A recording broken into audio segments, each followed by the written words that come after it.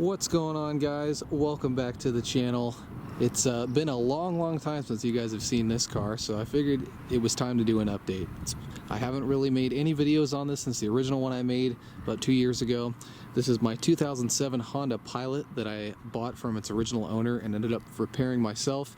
If you haven't seen that video, like I said, it came out about 2 years ago, and that was the only video I've ever made on this thing, but a lot has happened in those 2 years, and I've done a lot of work to it, mostly maintenance, but I figured it was high time for an update. So here she is, as you can see, still looking pretty good. I guess I'll just start with a little walk around of it. It's in pretty good shape still. I guess the first thing I will dive right into is some exterior stuff I've done to it. So first, you may notice that I ended up removing the fat boy steps, or the running boards as they're normally called, off of this thing. I wasn't really a fan of those from the start, and my friends kind of egged me on to get rid of them, and I was like, you know what, you're right. So ended up removing those. It's a lot nicer. It gives you a lot more ground clearance, which is decent, but also I noticed that honestly with this thing, it was low enough to the ground that I wasn't even using them anyways. I'd have to kind of do an awkward half step to even use the running boards. So at that point I really didn't think they were necessary. So anyway, got rid of those, and then I also had to buy some new mud flaps for the front, or splash guards I guess, because the running boards had those kind of molded into them. So needed to buy some new ones there. But yeah, I think it just looks a lot better without those on there. I guess I can walk around this way instead. But the other thing I'd like to mention is I actually did sustain some damage with the storms last year, or actually earlier this year. And so, you know, I ended up having to drive through some pretty thick mud, and kind of did some damage to it. So I ended up pulling the underbody shield off of it, and that kind of sucked, and so I had to fix that. And then I also got a bunch of mud in my fog lights, so I ended up having to replace both of those. But I replaced those, and the replacements that I got actually are glass. And the first time I repaired this car, I kind of did everything as cheaply as possible. So the fog lights I had before were just plastic housing, but these are actually glass, you know, Kappa certified, decent parts. So I wasn't even really that mad about that, to be honest. So fixed up that, and then also because of the storm damage and stuff and just the hectic nature of the winter season here, I ended up chipping some paint off of the front bumper. And you can see it right here. I actually ended up having to touch it up. I just recently did that, actually. I was driving around with a big chip in my bumper for quite a while, but I touched it up with some silver metallic, you know, touch-up paint. And, you know, while you can tell it's been damaged before, from a distance, it's really not too bad. So wasn't, you know, heartbroken about that, but it was kind of a shame considering I just had the front bumper on this thing repainted. But it is what it is. As for otherwise, you know, the paint is starting to chip pretty badly. I've got tons of rock chips on the front. You know, like I said, it was just a cheap Maaco paint job. So, you know, it is what it is. It's not a perfect car. It is on the older side and has a ton of miles, so I think it still looks pretty good. The eBay headlights I put on there are still holding up pretty well. Not that this car sees a ton of sunlight, but, you know, pretty happy about that. It still looks pretty good. So from that's pretty much it for the cosmetic stuff. I guess I'll move on to kind of more mechanical items now. After the storms, of course, my brakes got a bunch of mud in them. Like I said, I drove through probably about 2 feet of mud, so it kind of just destroyed everything. It was a really bad idea, and I won't be doing that again. But anyhow, I had a brake shimmy after that and stuff, and so I ended up just deciding to replace the front and rear brakes on the car. So I put, you know, the same brakes that I put on everything. I went with the Centric Premium Smooth Rotors and the Centric Posi Quiet Pads. Those are the only brake parts that I will ever recommend anymore. They're really well. I've run them. They're really good. And I've run them on all of my 9th Gen Accords with no problems at all, and I've been very happy with them here. They stop smoothly and they work really well, and the life is really long on the brake pads. So wasn't mad at all about that. Now, this is gonna kind of be going back into stuff I did probably a year ago now, but I ended up doing some suspension work to it just because, you know, at almost 200,000 miles, it was getting a little clapped out. So we did the front compliance bushings, which are basically these larger rear bushings in the back of the control arm there. Those guys, camera's probably not going to focus too well, but I did those compliance bushings in the front, and I also did the sway bar end links, so that kind of rounded out the front stuff. And then in the rear, these pilots are really known for having sagging rear springs, so all of them look kind of dumped after a while. And so I decided to rectify that on mine. We've got brand new Moog rear springs on this one, and I also replaced the shocks while I was at it, so it's got KYB XLG shocks on it. So, I mean, this is how it's supposed to look. A lot of these pilots you'll see rolling around will just be kind of squatted in the rear, just because, like I said, the springs get worn out on these things and nobody ends up replacing them. But I fixed that, and I think it looks a lot better not doing the Carolina squat. So that was cool. And that is pretty much it for the exterior stuff. Rounding out the back here, you can see I have quite a few stickers on the back. I actually ended up just taking this thing a couple of weeks ago on a 4,400 mile road trip. That was really fun. I got together with a couple of friends of mine.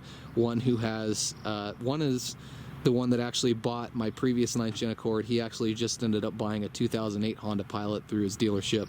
So we kind of did some driving together, and then my other friend Jack from Arizona, he has a GMC Envoy. So we actually decided to just get together, and we ended up going to Wyoming, Utah, and Colorado. So we started out up here in Yellowstone National Park. We went up to Jackson, Wyoming. So we ended up driving all the way through Yellowstone National Park. That was amazing.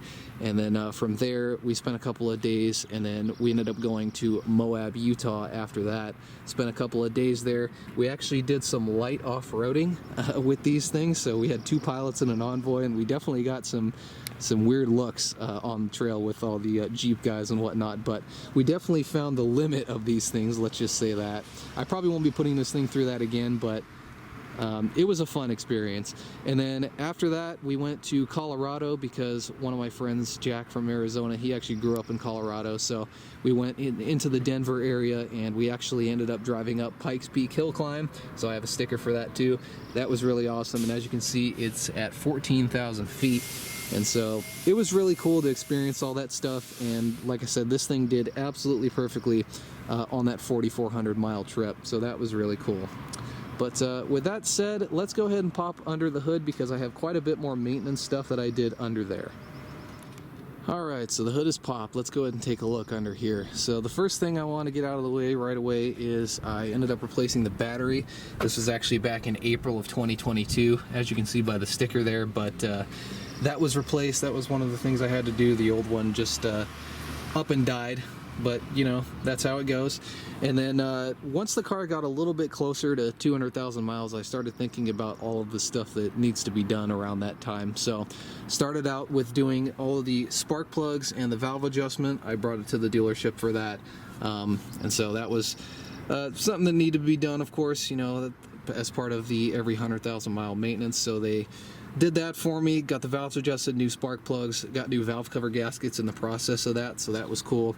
And then right a couple of months before I ended up taking this trip, we ended up doing the timing belt package, and I actually did this myself with my friends that went me. They flew in and actually helped me knock it out. So we did the complete timing belt package, so the timing belt tensioner, the water pump, the idler pulleys, all of that good stuff.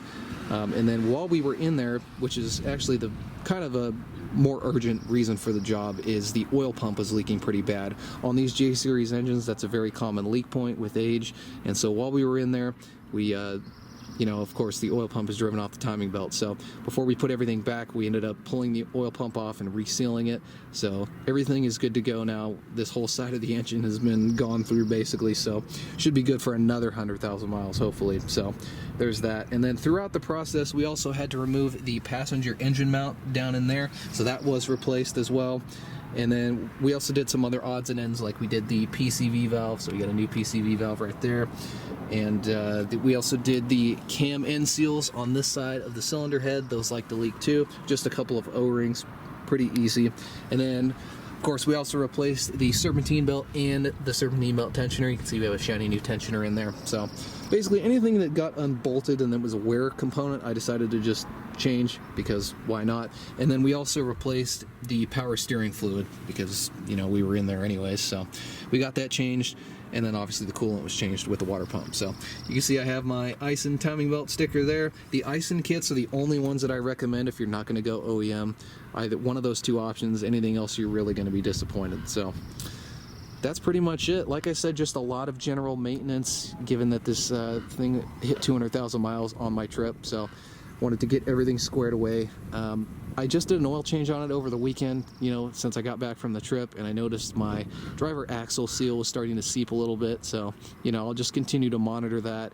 And then I also found that the lower ball joints, the boots are starting to tear. So those things are going to need attention eventually. But for now, you know, I should be able to just drive it. And we'll, like I said, we'll just see how it goes.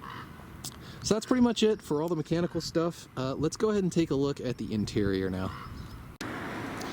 Alright guys, let's go ahead and take a look in the interior here. So, like I said, I just ended up cleaning this thing too after I serviced it. So it was very, very dirty from my trip to Utah. I mean, you can, well, one of the states that I went to, but you can look under my muffler here and you can see it's still brown from the Utah dust. So it's just the way it goes. But anyways, I cleaned it very thoroughly, and so she's looking pretty good in here now. Still in decent shape, you know. Like I said, this thing is over 200,000 miles now, and it's getting older, so it's not perfect, but still presents pretty well for one of these. So let's go ahead and hop in, and I will go ahead and start her up for you guys, so we can get rid of that beeping.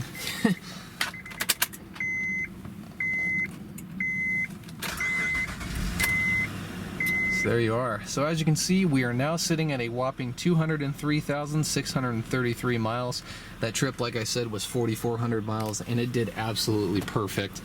It didn't have any issues whatsoever, and I mean, like I said, we did some off-roading with it. We did Pikes Peak hill climb. It saw the most severe conditions it ever has, and it had no issues whatsoever. And neither did my friend's cars either, so that was really nice.